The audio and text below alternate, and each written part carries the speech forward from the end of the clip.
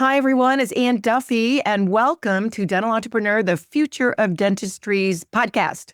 I'm so glad you're here with me today, and I've got a new guest. I have just met him this morning, so it's going to be new for me and new for you as he shares his information with us that I think you're going to love. But let me tell you a little bit about him before we get started. Justin Strong is the founder and CEO of Room 118, Inc., a premier dental research and marketing agency specializing in high-growth dental practices. With 25 years of experience in marketing and sales, Justin has spearheaded initiatives for top brands such as Verizon Enterprises Solutions and McCann. He developed the industry-first dental marketing index and is launching the 2025 edition alongside the Super Practice Blueprint, providing data-driven, high ROI marketing strategies. His expertise transforms dental practices' profitability. Please help me welcome my new friend, Justin Strong. Hey, Justin, how are you? And thank you for having me. It's a pleasure to be here. Well, I'm glad you're here. And so before we got started with the podcast and recording, we found out that we have mutual friends. And shout out to Danny at Swell, because apparently everybody loves you, Danny. I hope you're listening to this today. I refuse to go to a cocktail party with Danny because I'll just sit in the corner and watch that guy work the room like nobody's business. So yeah, and he's so authentic and he's just a swell guy. We just love Absolutely. him. But that's the thing about dentistry. And I think you realized that early on when you came back into dentistry a couple of years ago, Justin, is it's a relationship business and in need of help from people that really care and are authentic and trustworthy. So tell me a little bit about how you got going into dentistry, and then actually were you drawn back into dentistry? I'll try not to divert too far and bore the heck out of you and your audience, but most of my career has been spent in tech companies. So here in Utah, where I live, there's a pretty vibrant tech scene. A lot of the big players are here, but a lot of startups have grown into big players here. And I spent most of my formative years climbing the ranks in those types of organizations. And about 10 years ago, 2015, I went to a big agency called McCann and ran strategy for Verizon Enterprise Solutions. And then from there, kind of hopped back into the tech scene. And more recently, a few years ago, found myself at Swell, which I think some of your audiences are going to be familiar with. Some have tried them when it comes to automated review solicitation and some of the other things that they do. I spent some time there as the CMO, and that's where I really got acquainted with dental. That's where I really stopped and I looked at this market. I'm like, this is one of those things that, first of all, it's a surprisingly large market. We all need dentists. They're everywhere. They do a valuable job. It's critical to our daily lives. We tend to take it for granted. We don't think about it. And when I was there, what I felt were some real opportunities to level up the bar when it comes to marketing. I have this sort of big tech marketing background, and I thought there's certain processes and technologies that could probably be maybe a little bit modified, but put to bear to help dental practices kind of do what they need to do better. And so that was kind of the genesis and the pivot to say, you know what, I want to spend some time really focusing on dental. Well, I think that's smart. I mean, I've been in dental so long, probably don't know this, but I was a practicing hygienist for about 46 years.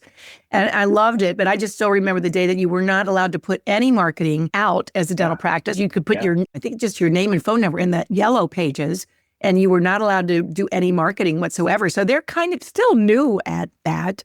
And usually they just need help. And if somebody's breathing and they say they can help them with their marketing, they're going to hire them and then go back into their clinical realm and just assume that it's all working well. And it's not like you just put your shingle out anymore. You really need to market the greatness within your practice and with the vision of where you see it going. So kudos to you to come back in. We need good people in this industry, and that's what really it's all about. Appreciate you saying that. I do think it is an interesting time because you talk about years back, it was just hanging your shingle. It was, I'm a dentist in the neighborhood. People need my services. I'm going to focus on being a really good clinician. I'm not going to try to market myself. That's frankly a waste of time. My focus should be on giving the best clinical care possible. And I think we would all agree that's what we want, even to this day. And the good news and the bad news is, you fast forward from that time to where we are today. patients and prospective patients, they're just much more demanding when it comes to making the decision to go to this practice versus this practice. Your smartphone has changed how people go about that basic process. And so there's a certain amount of benefit. And I think, again, this turns into a double-edged sword, but there's a certain amount of benefit to having some focus on the marketing side of your practice, but also not obviously to the exclusion of your clinical focus. And that's a tough balancing act. And I think historically, that's where, as things have changed over the last 25, 30 years, agencies have stepped in to try to fill those roles better. Hey, I'm focused on my practice. I'll hire a professional to help with my marketing. And I think agencies, and even just individual contractors and folks that maybe you hire within your practice to do that work, I think they've done good work, but there's been an absence of reliable benchmarks that say, in the same way that your clinical care is, if I observe these circumstances, I'm going to pursue this course of treatment because there's scientific evidence to support that. We don't have anything like that on the marketing side, or at least we have very little amounts of it. Everybody talks about being data-driven, but in practice, the data is messy and it's hard to take advantage of. So that's where I've been seeing, I think, some opportunity to step in and add some value. That makes perfect sense. First of all, I think when you go to dental school, you may want to start your business, but you don't get the education in dental school for business. And marketing's a big piece of that. So again, if you sign up for marketing, you just assume everything's going okay and you don't even really look at the data or the return on investment. But you have this data analytics. And how do you see the data analytics shaping the future of dental marketing? I think basically by providing that benchmark. So I feel like today, if you're going de novo and you're starting a brand new practice, even if you have an established, mature practice, if you ask the question, I want to grow my practice by some amount, what do you do? Okay, so I want to add 10 more patients per month or 50 more patients per month. What do you actually do? And most folks are going to say, oh, I'll talk to somebody and I'll maybe talk to 3 or 4 people. And they're going to pitch me on, well, I need a new website, or maybe I should do social. And I'll talk to some of my peers and they'll say, well, I've done this and I've had some success. And that's all helpful to a point. Our approach is to say, no, let's look at thousands of dental practices at scale in a statistically representative way across the entire country, and then ask the question, when somebody appears to have, say, 10 new patient starts a month, and somebody else has 50 new patient starts a month, what is fundamentally different about those practices from a marketing standpoint? What can we empirically measure? Are their websites the same or are they different? Is their social the same or is it different? And so this index that we're now in the 3rd year of, that we're launching in June, it is call it raw, it's formatted and filtered, but it's the raw data to say, here's what we found. This is the statistical range of the size of websites. This is how much your Google My Business profile tends to matter. This is how much search traffic you can or should be seeing. And that allows us to then step back and do another layer deep beyond this report. And really the focus of our business, we can build models that allow the practice owner to ask the question, well, if I do want to go from 10 new starts to 50, what do I have to do in my market reliably? And not just say, well, I'm going to take this person's word for granted. They're really smart. They've done marketing for a long time. What does the data say you should do? And that's an important component that I think is missing, is taking the subjectivity out of this conversation. Everybody talks data all the time, but there's a surprising lack of it when you start to make decisions because it's been hard to have. Yeah, that makes perfect sense. It makes me think about how dentists really don't want to know their P&Ls. They don't want to go into that. And they also don't want to know if their marketing's not working because they're paying that. But I feel like this index would be great for marketers. Are you marketing it to marketing people as well as the dentist? Because that seems like that would be great information for everybody. Yeah, you're spot on. So we have 3 focuses from a client outreach standpoint. So we're not an agency that tries to build websites. We're the architect that helps you define what you should do, but we work directly with practices. We have a big focus on dental marketing agencies. And bluntly, our focus is to help them win more business, but to do it responsibly by adding value, by showing, no. You should do these things. And not even because we as an agency are doing it. As an agency, we have financial incentives to pitch this versus that. No, step back. The data says you should do this. So we definitely work with agencies as well as DSOs. We do a fair amount of outreach to them as well. That just makes sense to not waste your dollars on marketing and to actually know what is working for you and your demographics, and what you want and what your vision is for your practice. Which digital trends do you see having the biggest impact on dental practices? One of the things that we're noticing this year, so historically, when we've looked at the market and we look at what we call the top of the funnel, this might get a little technical and your audience may not necessarily like this part of the conversation, but we try to look through marketing from a top of funnel, mid funnel, bottom funnel kind of approach. And the top of funnel are things like this podcast, right? This is one of those things that's getting ears and eyeballs on a particular topic. It's building impression share and awareness. Maybe it results in activity. Another example of top of funnel, and to your point about trends, is search, right? Again, we pull out our phone if we want something, and if it's proximity, right? Like I want to know the best barbecue shop near me. Maybe I'm in a new city, best barbecue near me, and Google is going to show us a map. One of the interesting changes there is historically for GPs, about 30 to 35% of your new patient starts come from that channel. And then when you look inside that channel, almost all of it is coming from somebody that does a search. They see the traditional search results. You scroll through and maybe you have the patience to scroll to the bottom of the first page, if that, and you pick somebody. Well, that doesn't happen so much anymore. You're starting to see the map, right? We're starting to see local pack search results with a map, and then it's combining Google business reviews all in one. So now I have this big motivator that's a convenience factor. I can now see where you are close to me, and I can make inferred trust based on GMB reviews. That's an interesting shift because what's happening is people are no longer doing the traditional engagement via SEO. So what that means is if you've had a practice that historically has been very successful in this realm, you've got a really strong set of content, you've got lots of backlink authority, your website's highly trusted by Google. That's now getting eroded by the fact that you have to have a really strong Google business profile. And in the same way you build out your website to answer certain questions, you need to start making investments in your GMB profile to then continue to rank on that proximity-based search. It's sort of changing the game. People are still doing that activity, but the way they end up actually finding you is changing, if that makes sense. Yeah, it does make sense. Early adopters are usually the winners. So, if you're listening to this, you may want to look at this. I remember a guy that was fixing our air conditioner and he did something on Google reviews or something what you're talking about, because I don't know the lingo, can't repeat it back to you, but that's where he was getting all his clients. I mean, it was like incredible. And he was just one guy and he just happened to be an early adopter to that. And I don't know if you're early now or midway through, but get on it, everybody, right? Absolutely. And do it the right way. Kudos to you to be able to put this index. What's the index look like? I mean, what would you expect to get when you see the index? The first version of this report was 98 pages long and it was extremely technical. The feedback we got was, well, that's a nice book that I didn't want to read. But they read the first page and then they left the rest of it to go to the next day. Yeah. Exactly. So our focus has been to leave out a lot of the more technical data analysis and try to keep it to the so what's. We structure it in a few different ways. The first thing we introduce is this concept of a super practice blueprint. That's probably the most important thing I think for your audience to consider, but I'm going to set that aside for a moment. We talk about that, and then we talk about the inputs that result in that super practice blueprint. Again, top of funnel, we call it market visibility. So this is all of the stuff that you can do as a practice, and maybe you only do a little bit and it works for you, and that's great. But there's all of these things you could be doing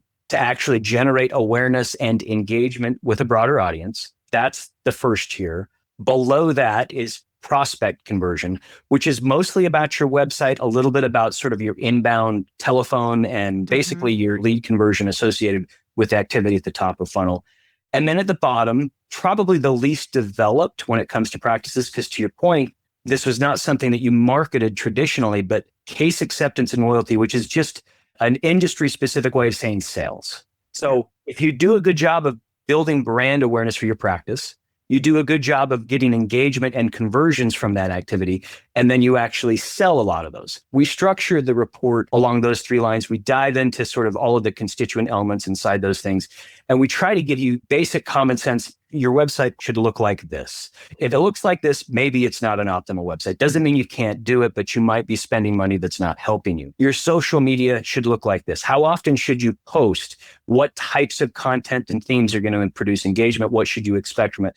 We try to give you a sense of all of those things. And then the last portion of the report focuses on key trends. So just like I said, the shift in SEO, AI is another big one. AI is radically and very quickly changing things. And so we try to give everybody that bite-sized look. But what I'd also like to do is jump back to the super practice idea, because I think it might be the most interesting part. 3 years ago, when we first did this, we looked at 1,000 practices. Okay. Now we've got a database of several thousand practices. It continues to grow every year. we saw a consistent trend on a variety of metrics. So as an example, unbranded search. All unbranded search means is it's the kind of search traffic most people want for getting new patients. It's not like I typed in Ann Duffy's name and found Ann Duffy. That's a branded search. I already knew Ann. I was just using search to conveniently locate a website. Unbranded search is like toothache fix near me, like in kind of the obsequious ways that some people do searches. That's unbranded. And it's the most valuable kind of search for patient conversions, for patient acquisition, I should say. Well, we looked at that by website. We used a bunch of tools to observe across all these 1,000 websites, and we ranked them on performance. So we built a chart, and on the very left part of the chart, at the very first spot was the first percentile. And then there was the second percentile, third percentile, and it continued all the way to the end to the 100th percentile. And we plotted a curve showing the amount of search traffic, the unbranded search traffic. And what we saw was this trend of for the first 60 to 70%, this line was pretty flat. And so when people say, most marketing doesn't work, it seems like it's all the same, that makes sense because for 60 to 70% of the market, there's not a big change. But once we got to the 70 to 80 percentile rank, we saw a curve shift. And then when we got to 80% and above, it started to climb, and 90% and above, it was almost vertical. And what we saw was, on average, 1 in 10 practices is producing 60% of the marketing metrics for all 10 practices. We saw that behavior across almost everything: social engagement, GMB profiles, the amount of reviews they were getting. And we started to call that super practice level performance. So this year, what we've done is we observe this on discrete things, like some practices will be really good at search. Others will be really good at, say, paid advertising. Rarely do you see them good on everything, right? Like almost nobody's going to have that level of performance on everything. But we asked the question, what if you could? And that created this blueprint. So we have this statistical blueprint that basically says this represents the theoretical maximum performance that a practice could achieve within a local market. The reason that matters is not because you think everybody should try to become a super practice. The reason that matters is because we think people might want to say, maybe I want to be in the 70th percentile, where you have really high ROI. That same model is built on a bunch of other models that say, like, what your social should look like and everything else. And it allows you to objectively say, if I want this amount of performance, here's a list, literally a laundry list of things I need to do. And it takes out the uncertainty. John Wanamaker, half the money I spend on advertising is wasted. I just don't know which half. It allows you, in the same way that a weather model says these inputs will result in rain, the blueprint allows you to say these inputs will result reliably in this kind of patient acquisition. And that's probably the most interesting thing for the audience, is to start saying, well, maybe I'm not happy with some portion of my business. I want to go look at the super practice blueprint just really quickly at a glance to say, how am I doing on this? Like, just quickly benchmark. Do I feel like I'm okay? And maybe you're doing fantastic. Leave it alone. Or maybe it's, no, I could be doing a lot better. Maybe I should have a conversation with my agency or whoever's running this part of my business. That's probably the most interesting part of our research. Dentists love science, right? And so I think the data is, show me the data.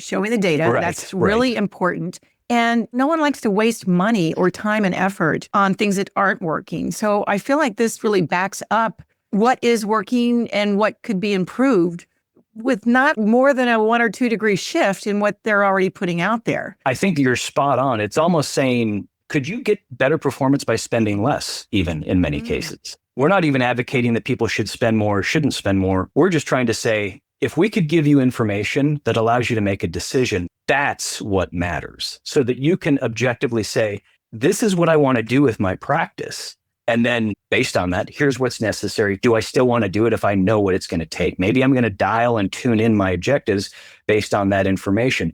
That's sorely missing. And that's also, to your point earlier, you're really, really prescient to kind of go there. Agencies find value in that because they can start to objectively say, well, this is how I can best serve my clients. And I think longer term, this kind of information even helps agencies think about how they restructure their service stack anyway. Like, hey, we should really be focused on building the best agency possible based on what's proven to work. In an ideal world, it's a dial, kind of set it and forget it thing. This is how much marketing I want, and I don't worry about it because I know the information that goes into it is sound. That's where we're trying to take this. Yeah, it makes so much sense. So I think we covered everything. Like, how can practices use forecasting to better predict patient acquisition? I mean, that is basically what you just talked about, knowing what's working, what's not working, and what they want, I guess, initially. And that's usually the first conversation a marketing agency has. And then that just kind of goes on, rinse and repeat. You just hope it's working. And sometimes it's a couple of years in and you're like, what's working? Now we don't even know, right? I think maybe that's the most frustrating thing is people are going, it isn't working. They're saying,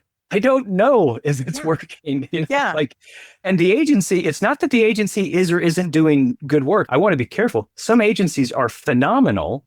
And some agencies maybe have room for improvement, but it's still difficult to say objectively, is it working? We did a lot of traditional agency work with practices in the past to test a lot of this data. And there are going to be situations where you can't cleanly attribute this performance led to this outcome. But when the benefit of looking at data the way that we are at the scale that we are, is you don't necessarily have to see the exact breadcrumbs between one activity and one outcome. You can see the entire population and make the correlations work. So anyway, that's so cool. I'll bore you to death if I keep going on. I love it. But just one other thing is it's not a cookie cutter thing, though. It's different from the demographics, and every practice has to be analyzed for what that authentic practice brings to the table, correct? 100%. In fact, when we do an audit with a client, the first thing we look at is the local market, because you can't just say, well, this has a population of 10,000 and this has a population of 10,000. What's the poverty rate? What's the educational attainment? What's the fertility rate? What's the age distribution?